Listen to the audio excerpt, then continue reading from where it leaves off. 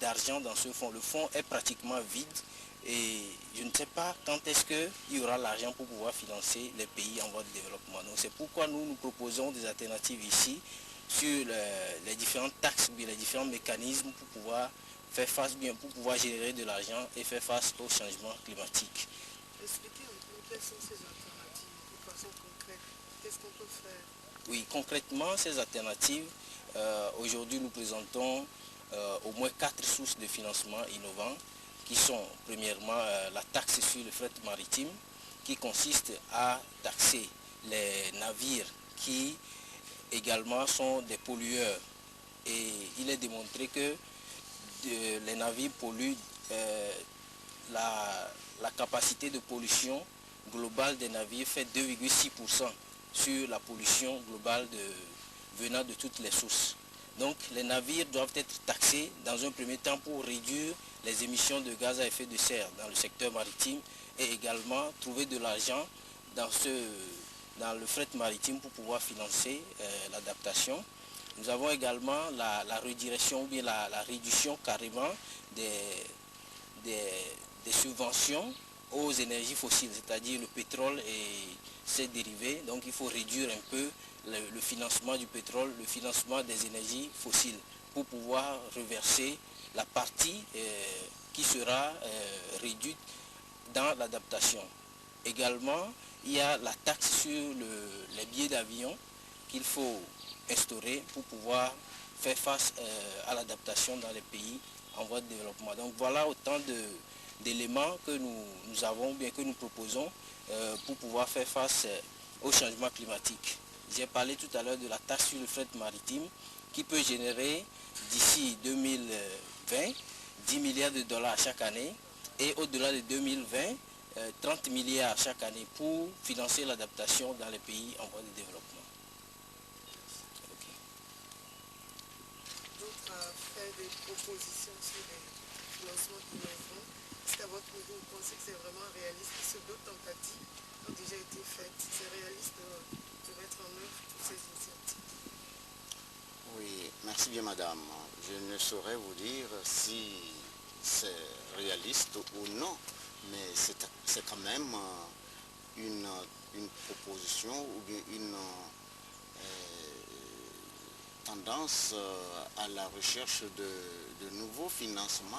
Donc c'est une approche d'office. On ne peut pas confirmer si ce serait réaliste ou non. Effectivement, comme vous le dites, c'est vrai, au niveau de la Convention, lorsque nous discutons de ces financements innovants, nous sommes très pessimistes. Je dis nous, en tant que pays en développement, nous disons non, il y a eu le fonds spécial pour le changement climatique et les résultats n'ont pas été assez concluants. Il y a eu les fonds PMA, et c'est des pays les moins avancés. Évidemment, là, il y a de petites lueurs d'approche, mais qui ne sont que, et toujours je pourrais le dire, des gouttes d'eau dans l'océan.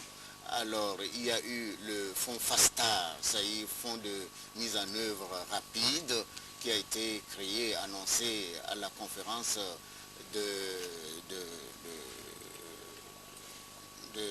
du Danemark, à Danemark, mais les résultats au jour d'aujourd'hui ne sont pas vraiment sensibles, on ne compte pas grand-chose.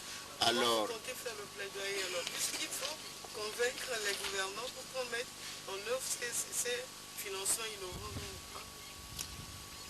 Oui, et au niveau des gouvernants, nous venons de dire tout de suite que ça a beaucoup trait au transport maritime, au transport aérien, au fret et à la consommation excessive de carburant, de combustibles fossiles.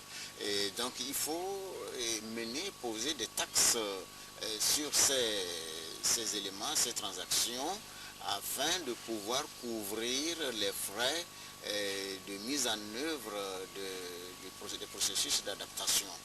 Donc si le gouvernement se prend bien, donc ces taxes seront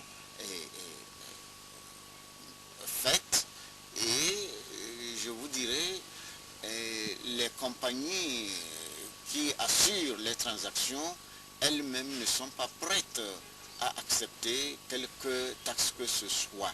Mais il va falloir en parler et expliquer toujours le bon sens de l'action qui doit être menée. Si le monde n'existe pas, les transactions n'existeront pas, eux-mêmes n'existeront pas. Donc il est question à ce que chacun fasse mienne les questions de changement climatique et accepte de faire ce qui est possible de faire. Voilà ce que je pourrais dire sur cette question. Ben, l'État tout seul aussi n'a pas la capacité ni la force. Nous prenons le Togo en tant que pays en développement. Qu'est-ce que nous pouvons demander au Togo d'apporter comme financement nouveau? Nous pouvons lui demander tout juste d'inclure dans ses stratégies, dans ses plans budgétaires, quelques francs pour pouvoir faire face à quelques urgences en matière de changement climatique. On ne peut pas demander au pays d'allouer tous les fonds pour aller changer le climat, alors qu'il est du devoir d'autres pays qui le savent bien et qui savent bien qu'ils doivent mener des actions assez solides pour pouvoir limiter l'évolution des changements climatiques.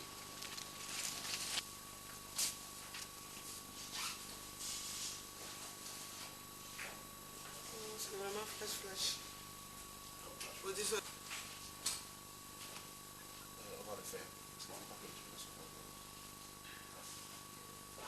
C'est ça. Voilà, ils m'ont juste le mémoire. Je vais trouver. Là, ils sont pas.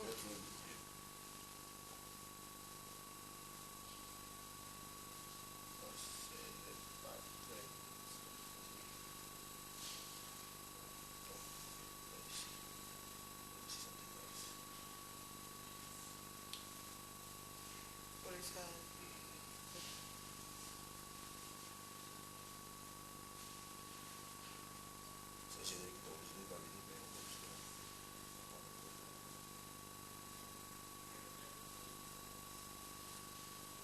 C'est bon, c'est bon. Ah, c'est une interview carrément. Oui. Ah, non, je sais pas si il y a des images de nature.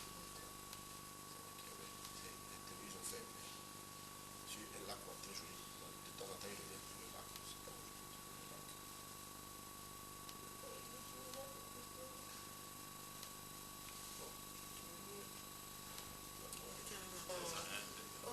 Non, c'est pas l'image de forêt. Tu as bien pensé, non, ah. Ça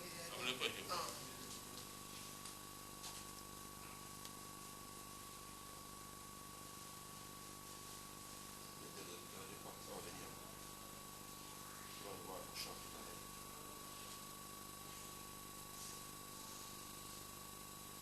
C'est des poissons que vous avez fait vous-même ou bien? Oui, oui.